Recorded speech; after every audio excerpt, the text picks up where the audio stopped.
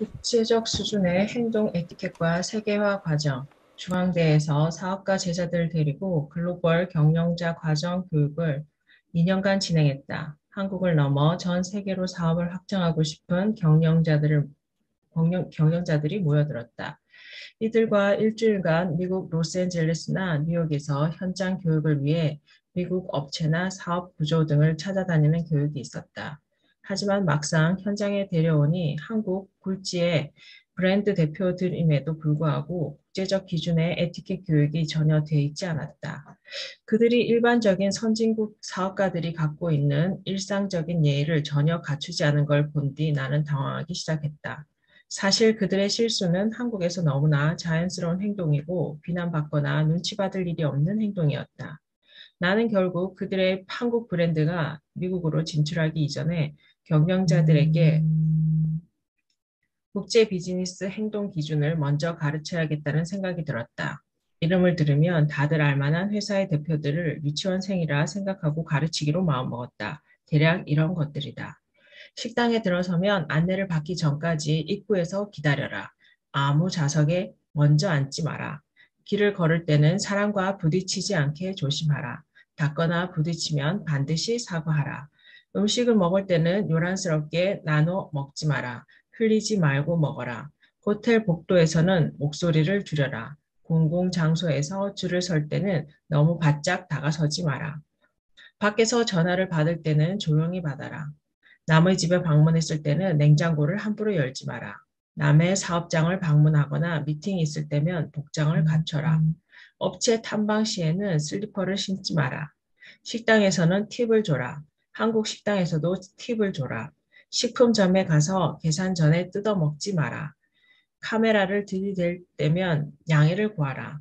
흑인을 보고 놀란 표정을 하지 마라. 못 알아듣는다고 욕하거나 평하지 마라. 여럿이 걸을 때는 한쪽으로 걸어라. 호텔 로비 바닥에 앉지 마라. 호텔 방 안에 옷가지와 가방을 펼쳐놓지 마라. 호텔 방 안을 쓰레기장으로 만들지 마라. 나올 때는 베개 위에 팁을 매일 1달러 올려놔라. 머리를 빗고 다녀라. 수염을 기르려면 기르고 밀려면 다 밀어라. 제발 몇 개씩 턱 밑에 남겨놓지 마라. 뒷짐지고 다니지 마라. 소리내서 먹지 마라. 외국인이 한국말을 하면 한국말로 받아줘라. 몇 살인지 묻지 마라. 뒤따라오는 사람이 있으면 문을 잡아줘라. 여자에겐 반드시 잡아줘라. 웨이터 옷자락을 잡지 마라. 트림을 하지 마라. 비후비지 마라. 대화할 때는 눈을 쳐다보고 손으로 입을 가리지 마라. 공공장소에서 화장 고치지 마라. 태극기 나눠주지 마라. 호텔방에서 김치 먹지 마라. 네, 감사합니다. 이것이 대학 최고 경영자 과정의 교육이었다. 이 정도 수준의 잔소리를 하려면 교수라기보다 유치원 선생님이 맞다. 우리는 아직 국제적 수준의 문화 에티켓을 배우지 못했다. 다른 나라 사람을 흉볼 수준이 안 된다. 나는 이제는 제자들과 사업체 참관이나 박람회 참여를 위해 해외여행을 가면 항상 최소한 세미정장을 하고 공항에 나타나게 한다. 옷을 정갈하게 입으면 행동거지도 정갈해지기 때문이다. 우리는 대천 해수욕장에 가는 것도 아니고 태국 파타야에 가는 것도 아니다. 그래서 가기 전에 위에 적힌 수십 가지 잔소리를 한다. 모두 성인이고 지식이 있고 직원을 둔 회사의 대표들이지만 그들의 위치에 걸맞는 대우를 받으려면 배워야 하기 때문이다. 이 간단한 에티켓이 자신과 자기 사업체의 품격을 높여준다. 서울에 100만 명이 넘는 외국인이 산다고 하나 우리는 아직 국제 기준의 에티켓을 배우지 못했다. 한국 사업가들이 외국에서도 사업을 하려면 국제 규격에 맞는 행동 양식을 배워야 한다. 맨은 메이스맨입니까? 메이크스맨. 영화 킹스맨의 주인공 해리의 유명한 대사다. 미국 콜롬비아 대학의 MBA 과정에 참여한 CEO를 대상으로 당신의 성공에 가장 큰 영향을 준 요인은 무엇인가라는 조사를 한 결과 93%가 매너를 뽑았다. 매너는 교육이자 습관이요. 상대를 존중하고 배려하는 자세다. 국제적 성공도 매너에서 시작된다. 이 글이 생각보다 여러 곳에 인용되고 알려진 것에 놀랐다. 특별히 한국은 이제 문화적으로도 경제적으로도 선진국 대열에 들어왔기에 해외여행이나 국제사업을 하는 모든 한국인은 이런 실체적인 국제사회 에티켓을 반드시 배워야 한다. 맨 없는 부자는 경멸을 받게 되고 그런 나라의 문화는 인정받지 못하기 때문이다. 네, 감사합니다. 뒤에 또 있어요? 저 없는. 당신의 출구 전략은 무엇인가 아, 읽어주시면 되세요. 당신의 출구 전략은 무엇인가? 회사를 창업하거나 현재 사업하는 모든 사람은 출구 전략을 가지고 있어야 한다. 출구 전략은 사업 초기부터 계획돼 있어야 방향성을 갖게 된다. 사업을 하면서 출구 전략을 전혀 고민하지 않거나 심지어 이런 말을 처음 듣는 사람도 있을 것이다. 우리는 어떤 사업을 시작하면 이것을 평생 할 거라 생각하지만 실제로 평생 동안 할 사업은 생각보다 많지 않다. 사업 환경은 날마다 변하고 나의 재정적 상태나 능력에 따라 변수가 많기 때문이다. 보통 사업은 3가지 정도의 출구 전략으로 나뉜다. 이 3가지 전략 중에 자신에게 어떤 것이 가장 유용한가에 대한 결정은 자신이 소유한 사업의 지속 성장 가능성에 달려 있다. 본인의 사업체가 현재 아주 잘 되고 있어도 앞으로 몇 년 안에 존속 가능성이 없어지거나 경쟁자가 늘어날 것 같으면 매각을 하는 것이 첫 번째 출구 전략이다. 보통 사업을 하는 사람들은 지금 사업이나 장사가 잘 되고 있으면 매각을 전혀 생각하지 않는다. 현재 사업이 10년 혹은 30년 후에도 존재할 수 있다면 다른 문제지만 어떤 사업들은 아주 잘 돼도 1년 앞을 장담할 수 없다. 주식이 과열되면 팔고 나와야 하는 것처럼 이때는 사업체도 팔고 나와야 한다. 사업체를 팔 때 가장 높은 가격을 받을 수 있는 방법은 당연히 가장 잘 될 때 파는 것이다. 그런데 자기가 만든 사업체에 애착이 생겨버린다. 어떤 사람은 본인 이름이나 자녀 이름으로 브랜드를 만들어 놓기도 하는데 내 이름으로 만든 브랜드라도 언제나 팔 생각을 하고 있어야 한다. 나라는 사람은 내 브랜드보다 고귀한 사람이기 때문이다. 그러므로 함부로 자기 이름을 사업체에 넣지 말자. 회사에 자신을 투영시키지 마라. 간혹 어떤 회사들은 사업이 잘 돼서 매각 요청을 받으면 지나친 가격을 요구하다가 성장률의 둔화기를 맞는다. 더 이상 성장이 이어지지 않는 구간에 다다르면 매매 가격은 급격히 떨어진다. 앞으로 더 이상 성장하지 않을 회사를 정상 가격에 사고 싶어 하는 사람은 없다. 구매하는 사람은 추가 성장에 대한 욕구가 매입의 가장 큰 이유이기 때문이다. 프랜차이즈로 매장을 100여 개 넘게 키운 회사들이 이런 실수를 많이 한다. 더욱이 매장이 100개가 넘으면 개인이 살 수는 없다. 보통 펀드나 기관이 매입을 하는데 만약에 추가 성장 여력이 없다면 펀드는 살 이유가 없는 것이다. 현재 이익이 많아도 지속 성장 가능성을 곱하기 하기 때문에 오히려 매각 가격이 낮아질 수 있다. 사업체는 사업체다. 회사는 내가 아니다. 잘 나갈 때 떠날 준비를 해야 한다. 두 번째, 출구 전략이 유용한 회사는 지속 성장 가능성이 높은 회사다. 회사가 산업 안에서 자리를 잘 잡고 앞으로도 성장 가능성이 높고 성장을 마친 후에도 오랫동안 수입이 지속적으로 발생할 수 있는 사업을 만들었다면 가장 대표적인 출구 전략은 기업 공개, IPO 혹은 큰 기업과의 인수합병이다. 기업 공개를 추진하는 이유는 크게 2가지다. 회사가 너무 커져서 개인들이 살 수 있는 규모가 아니기에 여러 개인에게 분산해서 팔려는 기업 공개가 있고, 증자를 통해 자본 조달 후 더 빨리 시장을 장악하려는 목적의 기업 공개가 있다.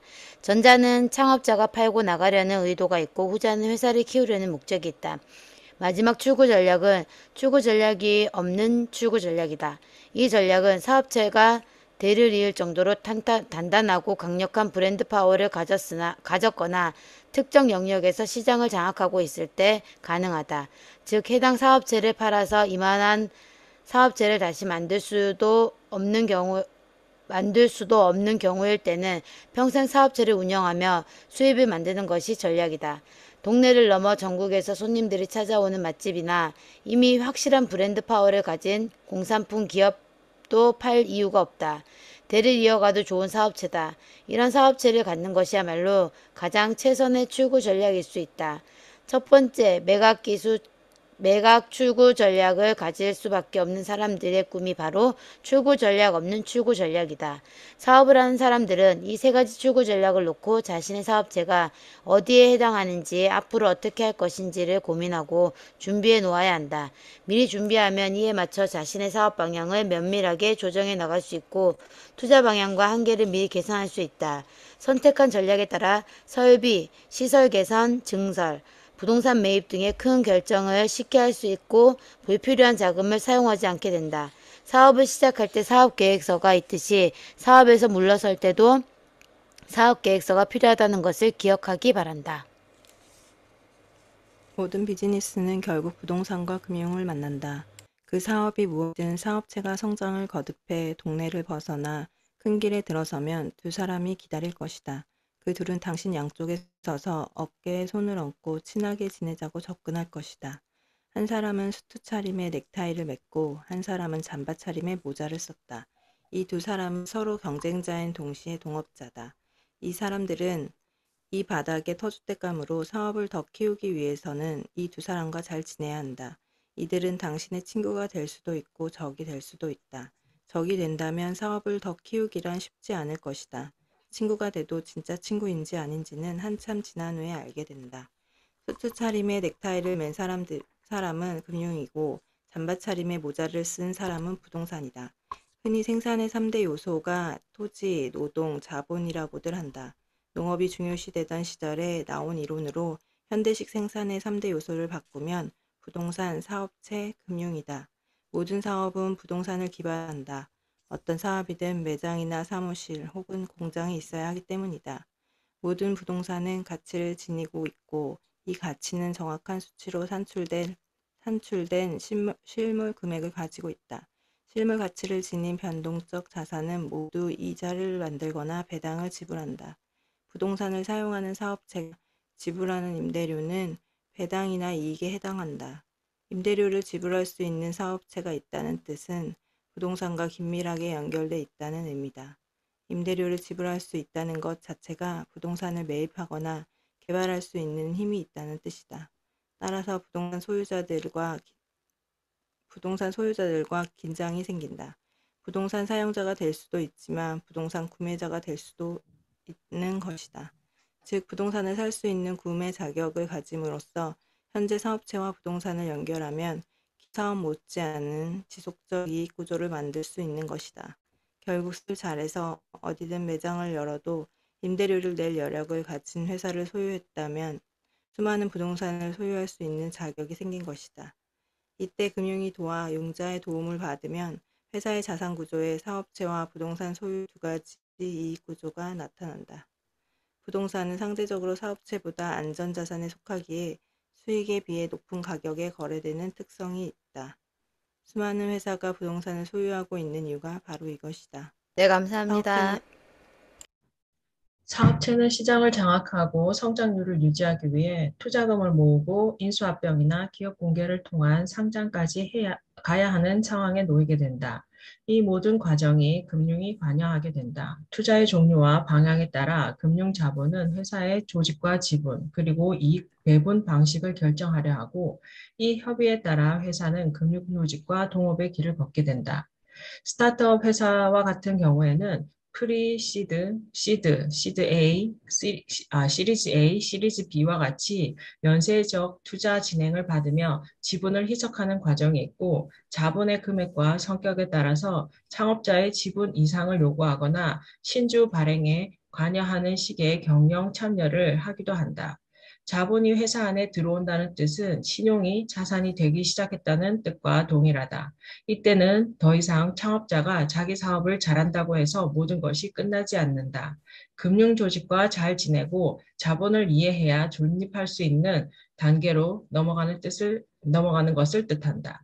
수입의 발생 방식은 몇 가지로 나뉜다. 먼저 자신의 노동이 곧 수입이 되는 임금 노동자나 자영업자가 있으며 다른 사람의 노동과 자본으로 수입을 만드는 기업가도 있다. 그리고 금융과 합작해 신용을 통해 미리 이익을 현금화하는 방식이 있다. 이토록 사업은 커지면 커질수록 금융과 손을 잡을 수밖에 없다. 금융에 대한 공부가 부족하면 사업체를 아무리 잘 만들었어도 노인과 바다에 나오는 늙은 어부 산티아고가 될 수 있다. 산티아고는 너무나 어렵게 멕시코만에서 큰 청새치를 잡아 보트에 매달고 시장에서 높은 가격에 팔릴 것을 기대하며 집으로 향했다. 하지만 청새치의 피가 상어들을 유인했고 그 상어들이 결국 청새치의 뼈만 남기고 전부 다 먹어 치워버린다.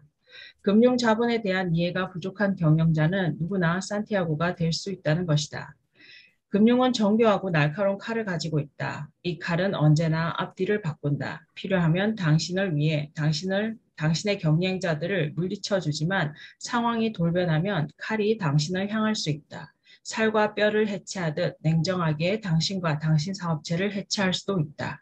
그러나 만약 부동산과 금융이 언제나 당신 편에서 일을 하게 만든다면 확장성과 안정성을 모두 갖춘 사업체를 소유하게 될 것이다.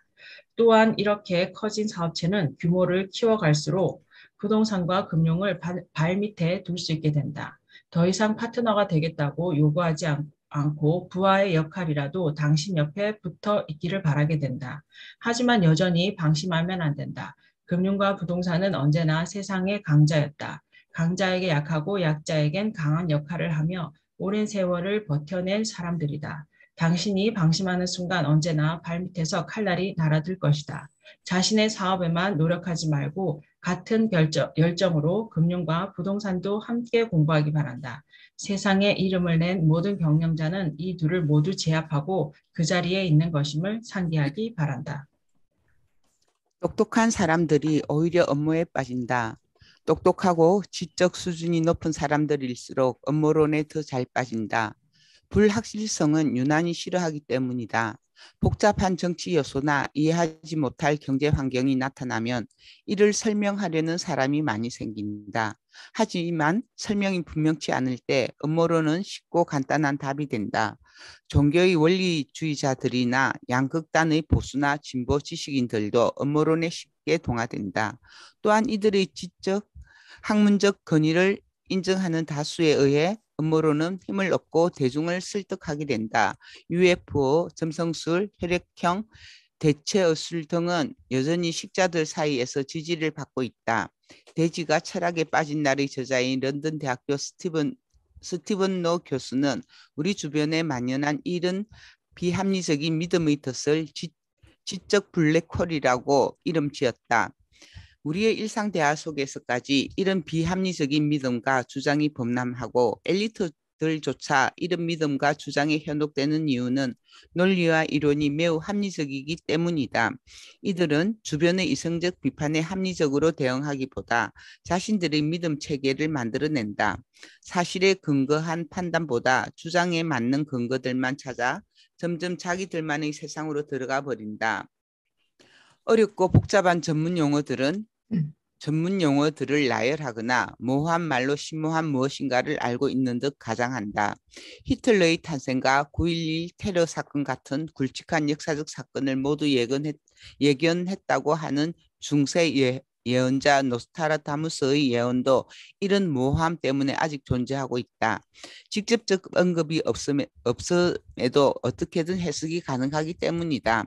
인간이 달에 가지 않았다는 주장은 과학적 사실을 받아들이는 사람들 중에도 믿는 사람이 많다. 자신들이 옳다 믿으면 그것은 그들에게 일종의 신앙이 된다. 논리나 증거는 더 이상 필요 없다. 1960년대 미국의 역량을 총집결한 아폴로 계획에 간접적으로 연관된 사람은 75만 명에 달한다. 인간이 달에 가지 않았다는 음모론이 사실이라고 전제했을 때 그 수많은 사람들이 참여한 대형 프로젝트가 진행되면서 그토록 엄청난 비밀이 어떻게 지켜졌는지에 대해서는 반문해 보지 않는다. 이런 의심이 확대되자 나사는 아폴로 11호가 달 표면에 남긴 사각 지지대를 정찰 위성으로 달 상공 24km에서 촬영한 사진을 공개했다. 하지만 음모론자들은 여전히 믿지 않았다. 네, 감사합니다. 평평한 지구 국제 컨퍼런스라는 단체는 2019년 지구 평면설을 믿는 사람들을 태우고 세계를 항해하는 크루즈 여행을 계획 중이라고 보도했다. 이들은 직접 배를 타고 나가 지구 평면설을 증명해 내겠다고 한다. 어느 시장조사 업체에 따르면 미국인의 2%가 지구 평면설을 믿는 것으로 나타났는데 현대 과학에 익숙한 25살의 젊은이들이었다. 브라질의 경우 인구의 7%에 해당되는 1,100만 명이 지구는 평평하다고 생각하는 것으로 조사됐다. 이들에게 지구 평면설은 놀이나 유머가 아니다. 지구 평면설을 증명하려고 스스로 만든 로켓을 띄우기까지 한다. 1990년대 초 에이즈를 믿지 않는 사람들이라는 작은 단체가 인간 면역 결핍 바이러스가 에이즈의 원인이 아니라는 주장을 내놓았다. 에이즈는 바이러스가 아니라 영양실조나 허약한 건강 상태 같은 다른 요인 때문에 걸린다는 것이다. 증거도 근거도 명확치 않았지만 남아프리카 공화국의 타보 은베키 대통령은 이런 주장에 동조하면서 에이즈 치료를 막기 위한 원조 제의를 거부했다. 은베키가 태도를 바꾼 것은 이로 인해 30만 명 이상의 사람들이 목숨을 잃고 3만 5천 명의 아이들이 HIV 양성 반응을 보인 후였다. 한국에도 약을 안 쓰고 아이를 키운다는 뜻을 가진 사람들이 모인 네이버 카페 아나키가 있었다. 한때 회원수 6만 명에 달했다. 카페의 설립자는 한의사로 예방접종을 극도로 불신하고 자연치유를 강조하여 많은 아이를 사지에 몰아넣은 적이 있다. 이 카페에 모인 부모들의 교육 수준은 평균 이상이었다. 정신나간 생각을 신봉하는 사람 대부분이 정신이 제대로 박힌 사람들이라는 것이 놀라울 뿐이다. 주식시장에도 이런 음모는 자주 등장한다. 주가가 폭락하면 공매도 세력의 음모론이 떠오르면서 시장을 망가뜨린 범인을 찾으려 한다. 너만 알고 있어 라는 것도 일종의 음모다. 합리적인 생각을 가진 사람이라면 그 소문이 나에게까지 라고 생각해야 한다. 주가가 급등하면 세력의 음모라고 생각한다. 큰손과 작전 세력이 손을 잡고 개미 투자자들을 호도하고 있다고 확신한다. 비정상적인 상황을 해석하는데 이만큼 쉬운 정답이 없기 때문이다. 비트코인 하나에 30만 달러가 될 것이라든가 강남 부동산이 반값 이하로 폭락할 거라는 소문은 음모와 희망과 예측이 번복된 경우다. 누군가 이런 예측의 논리적 데이터를 접목하면 음모는 사라지고 과학적 예측만 남는다. 이런 논리들이 사실인지 아닌지는 그것이 쉬운 말로 설명이 가능한지를 보면 쉽게 구분된다. 상식은 과장, 허구, 왜곡, 사기들을 알아볼 수 있는 가장 현명한 도구다. 많이 배운 사람이 더 상식적인 사람이라는 근거는 어디에도 없다. 상식은 지식과는 다른 종류의 능력이다. 사람들 사이에 여러 생각과 의견이 서로 교차하는 지점이 상식이다. 지혜와 지식과 도덕이 교차하는 지점이 상식이다. 그러므로 상식은 역사, 법, 관습, 신앙, 논리, 이성보다 위에 선다. 상식은 별도의 탐구나 공부가 필요 없고 필요한 노력이 없어도 대부분의 사람이 저절로 터득하게 되는 보편적 지식이나 식견이다. 그러므로 상식은 쉬운 말로 표현이 가능하다. 음모에 빠지는 순간 상식을 벗어난다. 편협한 생각과 지적 우월감이 상식을 들어올 자리를 없애버린다. 유명 대학, 좋은 직업, 뛰어난 실적을 지닌 사람은 특별히 상식을 벗어나지 않도록 더더욱 자신을 살펴야 한다. 사업은 물론이고 인생도 상식을 벗어나는 순간 패자로 전락하고 좋은 친구들이 떠나고 가난과 괴짜로 인생을 마칠 확률이 높아진다.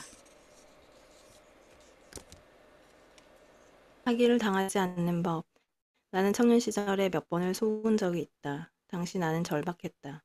미국 초기 이민자들이 그렇듯 온 가족이 하루 16시간씩 주당 112시간을 일하던 시기였다. 재치 힘든 가족들은 모두 예민했으며 말투는 날카로워졌다. 부모는 늙어가고 아이는 자라는데 달리 희망도 없었다. 중고 옷가게에서 산 3달러짜리 청바지에 에어컨도 나오지 않는 트럭을 타고 매일 아침 마켓에서 팔 과일을 사러 다니던 나는 잘만 하면 넥타이를 차고 사무실에서 일할 수 있고 주말에는 가족과 놀러 갈 수 있겠다는 욕심에 눈이 멀어버렸다.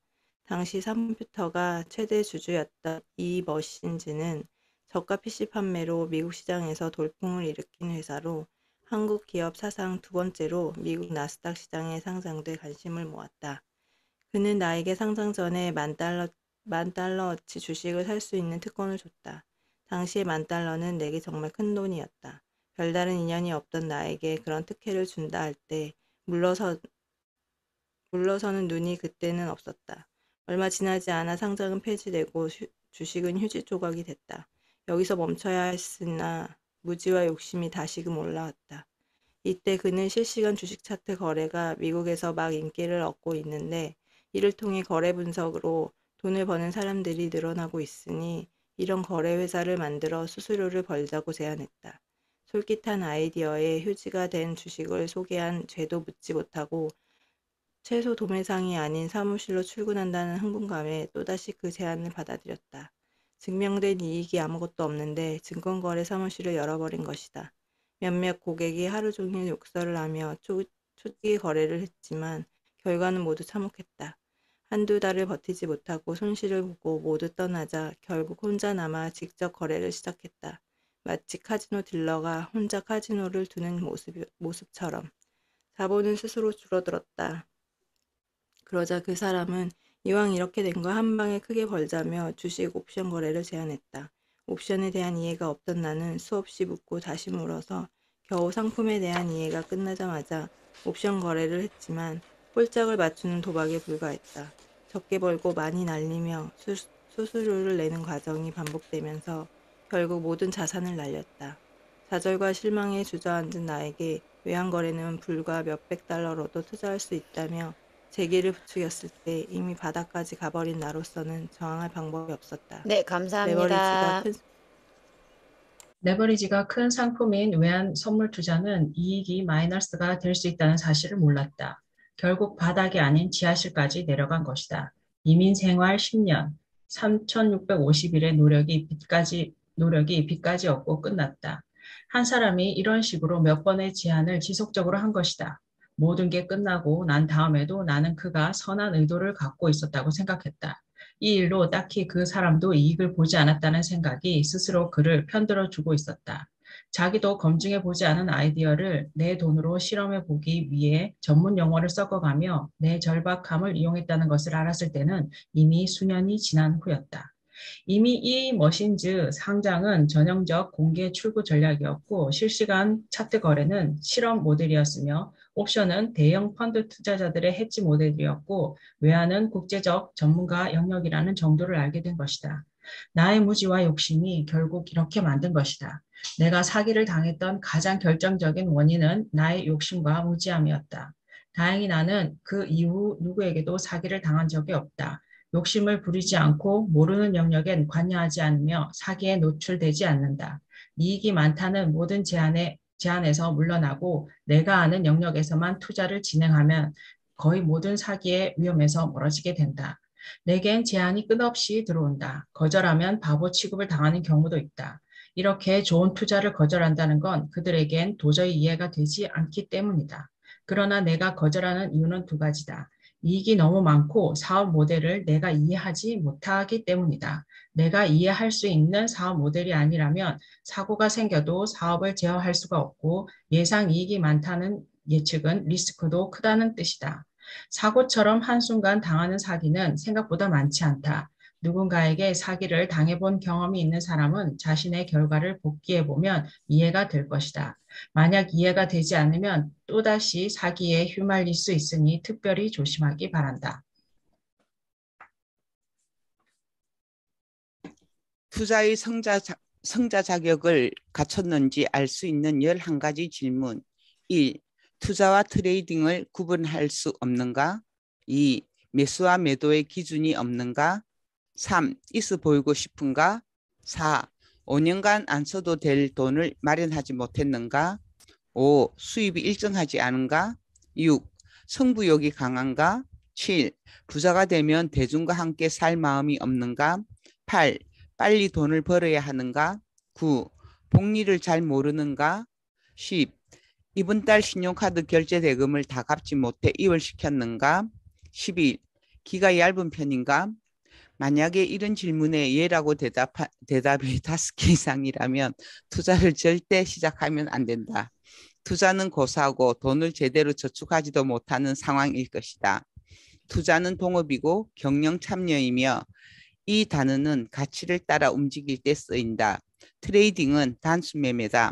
사과를 도매상에서 사와 시장에서 파는 것은 투자라고 하지 않는다. 그것은 싸게 사서 비싸게 파는 거래다. 주식에서 시세차를 통해 이익을 남기거나 부동산에서 갭 투자나 딱지를 사고 파는 것은 투자라고 할 수 없다.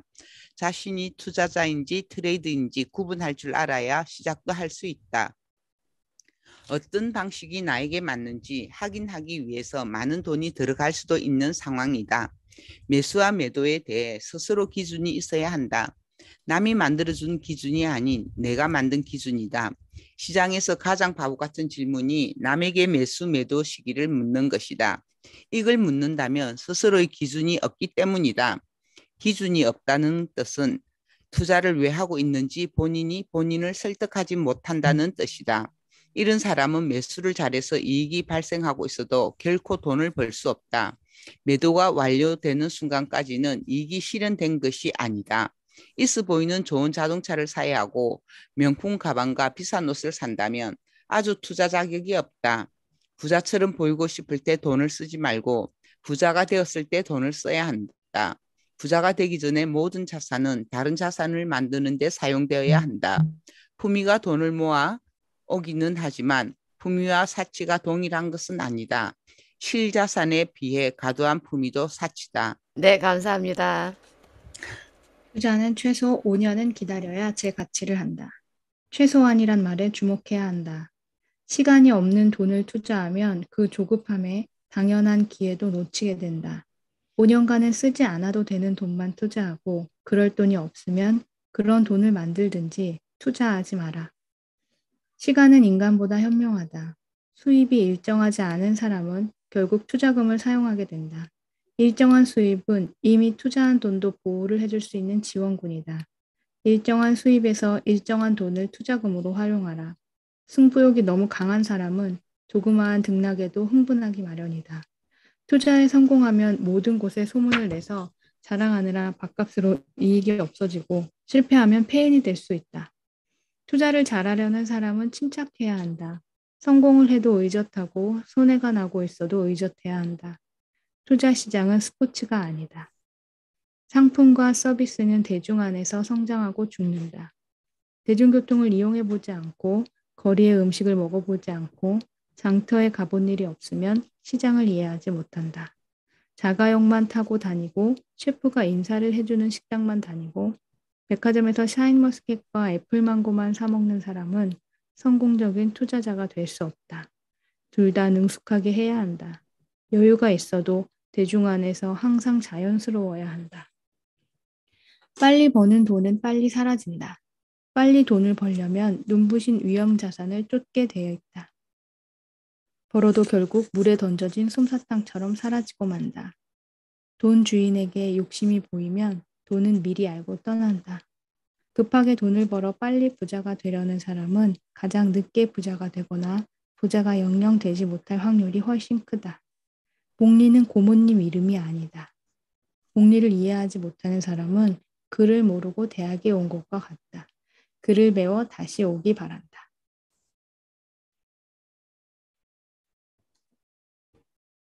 마이크. 마지막까지 다 읽어주세요. 신용카드 잔액을 이월시키면서 이자를 내는 사람이나 5만 원짜리 티셔츠를 사고 6개월 무이자 할부로 지불하는 버릇이 있는 사람은 절대 투자하지 마라. 이자에 대한 개념도 없고 수입을 관리하는 능력도 없고 소비할 자격도 없다. 신용카드를 끊고 직구카드를 쓰며 몇 달 굶어야 몸의 투자 체질이 바뀐다. 나쁜 음식에 오래 노출되면 단식을 통해서 체질을 바꿀 수 있다. 신용카드를 사용하는 것은 아주 나쁜 경제활동이다. 사람들은 귀가 얇다는 걸 귀여운 성품쯤으로 생각한다. 귀가 얇은 사람은 본인만 피해를 당하는 게 아니라 가족을 힘들게 하고 가까운 이들에게 피해를 입힌다. 귀가 얇은 사람은 남의 말에 쉽게 넘어가면서 절대로 가족 말은 듣지 않는다. 이해관계가 없는 가장 순수한 충고를 주고받을 수 있는 사이가 가족임에도 택시 운전사의 조언에 따라 투자를 하기도 한다. 자기 주관이 없으면 모든 남의 결정을 따라야 하고 책임은 본인이 져야 한다. 스스로 마음의 자립이 생기고 매사에 합리적 의심을 할 수 있기 전까지는 아무것도 하지 마라. 아내나 남편이 허락할 때까지 기다리기 바란다. 감사합니다. 오늘 저 여기까지 할게요. 벌써 시간이 저 이렇게 6시 넘었고요. 저희 수고하셨습니다. 사진 찍고 사진. 가겠습니다. 오늘 이렇게 자 찍을게요. 하나 둘 셋. 역시 이쁘십니다. 감사합니다. 오늘도 행복한 하루 되세요. 수고하셨습니다. 하셨어요. 뵐게요. 감사합니다.